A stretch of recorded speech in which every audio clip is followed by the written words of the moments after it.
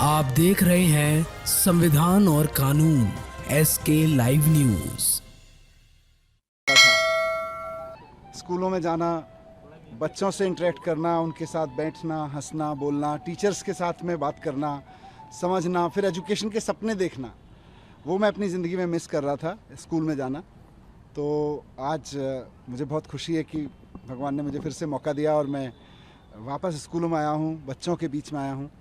मैं बहुत बार वहाँ ये सोचता रहा कि, और मुझे बहुत खुशी है कि पिछले 17 महीने में दिल्ली सरकार में एजुकेशन का जो काम चल रहा था पहले से, उसको और गति दी है।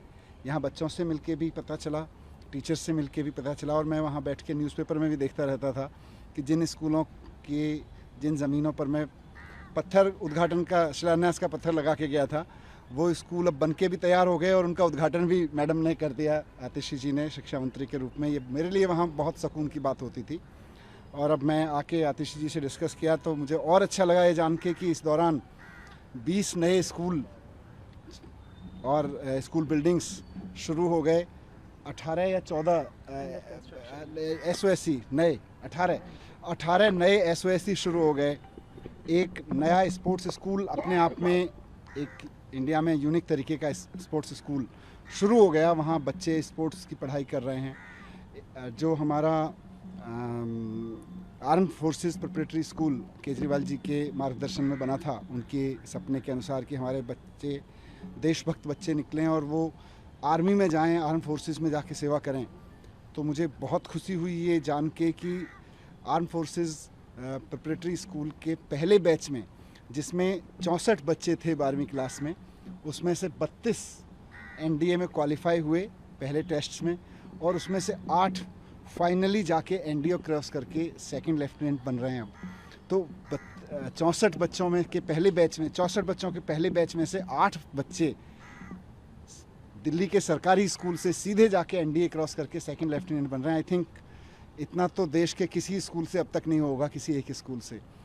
तो ये सारा काम एजुकेशन में हुआ, और मैं वहाँ यही प्रार्थना करता था कि मुझे भले ही इन लोगों ने जेल में डाल दिया है, इनकी मंशा भले ही इस एजुकेशन क्रांति को रोकने की हो, लेकिन ये रुके ना। मेरी भगवान से यही प्रार्थना रहती थी कि बाकी सब चीज़ें चाहे रुकें, आगे बढ़ें, कैसे हों, उसके लिए लड़ते रहेंगे, लेकिन भगवान ये एजुकेशन की जो रिवॉल्यूशन शुरू हुई थी, शिक्षा की क्रांति, ये ना रुके।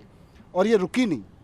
ये यहाँ के भी मैं देख रहा हूँ, मेरे लिए पर्सनली बहुत एनर्जाइजिंग है सारी चीज़ें। लेकिन बीच बीच में मैं अखबारों में देखता रहता था, खबरों में पढ़ता रहता था कि शिक्षा क्रांति रुकी नहीं है, बल्कि बहुत तेज़ी से आगे बढ़ रही है दिल्ली की। सर, आप रिहाई से ज़्यादा भावुक मुझे बच्चों के साथ दिखे अंदर। बिल्कुल, मैंने कहा ना कि बच्चे तो भगवान का रूप होते हैं, और मैं 8-9 साल जब शिक्षा मंत्री के रूप में काम किया तो मेरा धर्म, मेरा कर्म बच्चों से मिलना, बच्चों को समझना, बच्चों के साथ जीना, और इन बच्चों को ही देश के लिए तैयार करना, यही था। आज वापस मैं उसमें आया तो मुझे लगा 17 महीने से सबसे ज़्यादा चीज़ कोई अगर मैंने मिस की तो वो ये थी, आज वो भी पूरी हो गई। एक चीज़ समझने के डिप्टी CM जब आप थे तो भैया कि अभी ये झंडा फहराने को लेकर भी कंट्रोवर्सी चल रही है, और विवाद इस तरीके का कि आतिशी GAD चाहता है आतिशी झंडा फहराए, और CM ने जो चिट्ठी लिखी थी, जेल प्रशासन कह रहा है कि चिट्ठी नहीं लिख सकते किसी भी तरीके की आधिकारिक अंदर जेल से। आप इसको किस तरीके से देखें?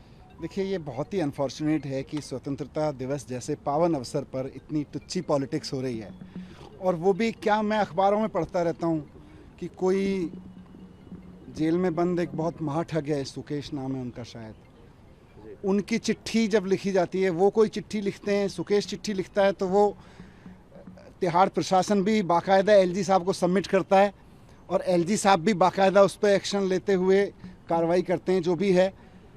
और जब दिल्ली के चीफ मिनिस्टर चुने हुए चिट्ठी लिखते हैं तो तिहाड़ प्रशासन भी और LG साहब तिहाड़ प्रशासन को कहते हैं खबरदार जो अगर इनकी चिट्ठी भेजी। और जब सुकेश चिट्ठी लिखते हैं तो मुझे लगता है पूरा का पूरा LG ऑफिस इंतजार करता होगा, अरे भाई एक सेकंड भारी पड़ रहा है, सुकेश जी की चिट्ठी कहाँ है, हमारे सुकेश जी की चिट्ठी कहाँ है। तो सुकेश जी की चिट्ठी पर जिन LG साहब को इतना मोहब्बत, इतना प्रेम उबड़ता है, और उसकी एक शब्द को वो ब्रह्म वाक्य मानते हुए, सत्य मानते हुए, उस पर जिसे कहते हैं ना, सुकेश जी की चिट्ठी को देख के उनकी बाछें खिल जाती हैं, उनका रोम रोम पुलकित हो उठता है LG साहब का। केजरीवाल जी की चिट्ठी को भी मंगा लेते, भाई कहाँ है।